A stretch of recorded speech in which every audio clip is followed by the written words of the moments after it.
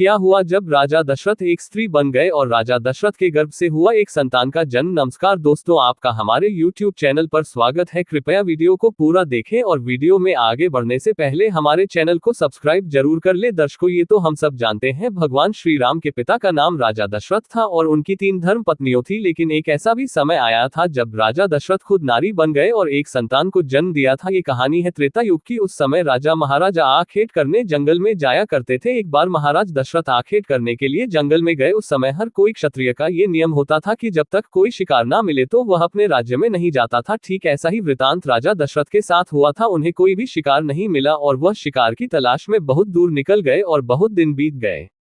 एक दिन वह थके हारे अपने राज्य को वापस आ रहे थे। वह प्यास के मारे बहुत तड़प रहे थे कि तब उनको एक सरोवर दिखाई दिया। वह सरोवर इंद्र की अप्सराओं के स्नान करने के लिए वहां पर बनाया गया था और उसकी रक्षा विभाधन ऋषि के पुत्र श्रृंगी कर रहे थे। ऋषि के तपोबल से उस सरोवर में जो कोई भी पुरुष पानी पीता था, ये स्नान करता था, वह तुरंत ही स्त्री रूप में परिवर्तित हो जाता था। महाराज दशरथ अपने घोड़े को लेकर सरोवर के पास जा खड़े हुए। जब वह सरोवर के पास जाकर पानी पीने लगे तो उस समय उनका शरीर एक खूबसूरत अप्सरा के समान स्त्री में बदल गया। जैसे ही महाराज दशरथ सरोवर से बाहर निकले तो अपने शरीर को देखकर बहुत ही दुखी हुए और सरोवर के पास बैठकर रोने लगे। तभी उसे जंगल में महाराज रोमपाल, जो अन्य देश के राजा थे, वह भी शिकार करने आए थे।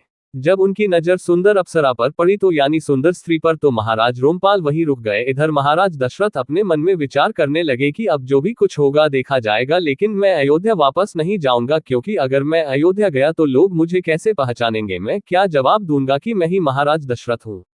मैं क्या कहूंगा, उन्हें क्या समझाऊंगा। वह तो लोग यही समझेंगे कि इन्हें महाराज दशरथ को मार डाला है और महाराज दशरथ का राज्य ये हड़पना चाहते हैं। और डर के मारे उन्होंने अयोध्या जाने का निर्णय स्वीकार नहीं किया थी। उनकी याददाश्त पहले जैसी ही थी, लेकिन चेतना नहीं गई थी। गया था तो सिर्फ अपने शरीर का निर्माण।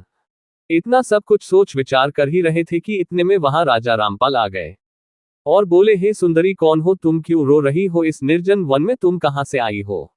तब महाराज दशरथ ने कहा, मैं कौन हूं, कहां से आई हूं, मुझे तो कुछ याद नहीं है, मैं आपको कुछ नहीं बता सकती।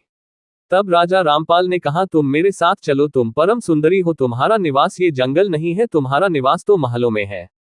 तब राजा दशरथ जी ने विचार किया कि मुझे इस राजा के साथ ही चलना चाहिए। अगर मैं इसके साथ नहीं गया तो जंगल में ही रह जाऊंगा, नहीं तो इस जंगल में मैं किसी और पुरुष के हाथ लग गया तो वह मेरे साथ क्या पता जोर जबरदस्ती भी कर सकता, और क्या पता वह अपने साथ भी ले जा सकता है।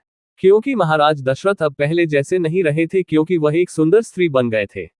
और महाराज दशरथ ने बहुत सोच विचार करके राजा रामपाल के साथ चल दिए और रोमपाल अपने महल जाकर दशरथ रूपी नारी से विवाह कर लिया। कहते हैं कि कुछ दिन बाद उन्हें एक पुत्री की भी प्राप्ति हुई थी, जिसका नाम उन्होंने शांता रखा। और वहीं दूसरी तरफ अयोध्या में महाराज दशरथ को ढूंढने के लिए वहां के सेनापति सेनाध्यक्ष सब उनके गुप्तचर राजा दशरथ को ढूंढ रहे थे। और वही राजा दशरथ की रानियां बहुत चिंता करने लगी। उन्होंने गुरु वशिष्ठ जी को बुलाकर कहा कि राजा दशरथ वन में शिकार करने गए थे, पूरे के पूरे वर्ष बीत चुके हैं, लेकिन अभी तक राजा दशरथ नहीं मिले हैं। गुरु वशिष्ठ जी बहुत ज्ञानी थे। गुरु वशिष्ठ जी ने सारा वृतांत सुनकर रानियां को धीरज दिलाया और मंत्रियों को बुलाया। मंत्रियों में विद्वान मंत्री आर्य सुमन भी वहां मौजूद थे। सुमंत जी को उन्होंने राजा दशरथ जी की खोज करने के लिए भेजा। आर्य सुमंत अपनी सेना लेकर राजा दशरथ की खोज में निकल पड़े और राजा दशरथ के घोड़े के पग के निशान को देखते देखते चल पड़े और वहां पहुंच गए जहां पर वह सरोवर मौजूद था। और राजा दशरथ के घोड़े के पैरों के निशान वहीं पर समाप्त हो रहे थे।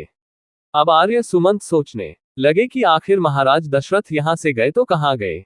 आर्य सुमंत ने कहीं कथाओं में से ऐसी कथाएं सुनी थी कि निर्जन जंगल में अगर कोई सरोवर होता है तो उसको भली भांति जानकर ही आगे कदम रखना चाहिए।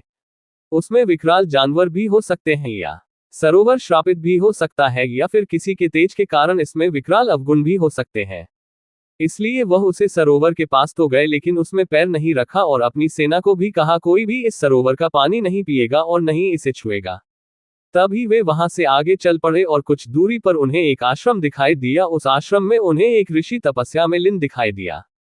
सुमंत जी ने आगे बढ़कर ऋषि को प्रणाम किया और कहा, हे ब्रह्म ऋषि, कुछ दिन पहले हमारे महाराज इस वैन में आए थे, उनके घोड़े के निशान इस सरोवर तक ही सीमित है, आगे घोड़े के कोई भी निशान नहीं मिल रहे हैं, कृपया मुझे इस रहस्य से अवगत कराएं और बताएं हमारे महाराज दशरथ कहाँ है।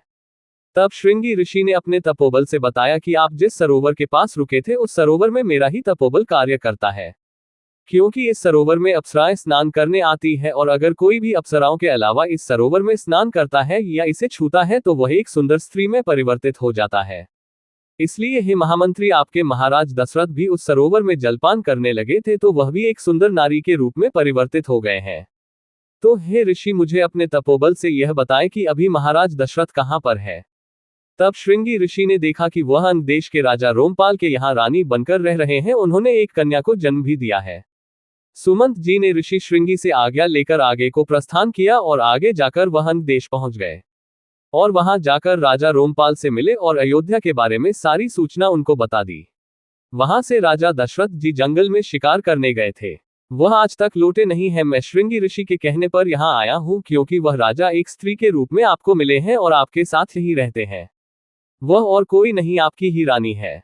तब राजा रोमपाल ने उनकी बात सुनी और दशरथ रूपी रानी को बुलाया और कहा, क्या आप पहचानते हैं ये कौन है। तब आर्य सुमंत जी को पहचान गए और बोले, हे मंत्री, आप यहाँ कैसे पहुंचे। तब आर्य सुमंत जी ने उन्हें विस्तार से सब कुछ बताया। हे महाराज, राज्य में आपके न होने से प्रजा की सत्ता बिगड़ रही है, आपका राजकोष नष्ट हो रहा है, दूसरे लुटेरे और दूसरे राजा अयोध्या पर आक्रमण कर रहे हैं। अयोध्या मुसीबत में पड़ गई है। एक महाराज और शासक के बिना हम कैसे निभा पाएंगे।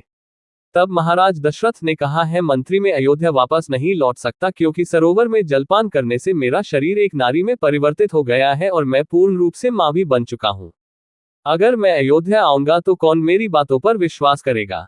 अगर आपको विश्वास है कि जनता कुछ नहीं रहेगी तो मैं इसी वेश में चलने को तैयार हूं और आप राजा रोमपाल से विदाई ले लीजिए। मैं आपके साथ चलने को तैयार हूं। फिर आर्य सुमंत ने राजा रोमपाल से बात की। वह सारा वृतांत सुनने के बाद राजा रोमपाल का दिल पसीज गया और उन्होंने नारी रूपी दशरथ को जाने की अनुमति दे दी। और फिर राजा रोमपाल, नारी रूपी दशरथ और आर्य सुमंत सभी श्रृंगी ऋषि के आश्रम पहुंचे और राजा रोमपाल ने कहा, है ऋषि मुनि, ये अयोध्या के राजा दशरथ हैं जो आपके सरोवर में गलती से जलपान करके एक स्त्री में परिवर्तित हो गए हैं। ऋषि मुनि, अयोध्या में राजा न होने के कारण वहां राज्य का संतुलन बिगड़ रहा है। अगर राज्य में राजा न हो तो पूरी तरह अकाल पड़ जाता है। ऋषि मुनि, मैं आपसे विनम्र निवेदन करता हूं कि इनका पुरुष तत्व वापस लौटा दो। फिर श्रृंगी ऋषि राजा रोमपाल की बातों से सहमत हुए और नारी रूपी दशरथ से कहने लगे, हैं महाराज दशरथ, अगर मैं आपका पुरुषो तत्व वापस नहीं लौटूंगा तो सबसे बड़ा पापी में ही माना जाऊंगा। अगर किसी देश का संतुलन बिगड़ रहा हो और उसकी प्रजा दुखी हो, उसे देश का राजा किसी संकट में हो, अगर मैं आपकी मदद नहीं करूंगा तो पूरा का पूरा पाप मुझे ही लगेगा। इतना कहकर ऋषि श्रृंगी ने अपना कमंडल उठाया और पानी के छींट देते ही महाराज दशरथ नारी रूप से पुरुषो तत्व में प्राप्त हो गए। फिर राजा दशरथ जी ने श्रृंगी ऋषि को प्रणाम किया और वहां से आर्य सुमंत और सभी सैनिक राजा रोमपाल से विदा लेकर वहां से चल पड़े। लेकिन कहते हैं महाराज दशरथ वहां से सुआंग शांता को भी अपने साथ ले आए थे।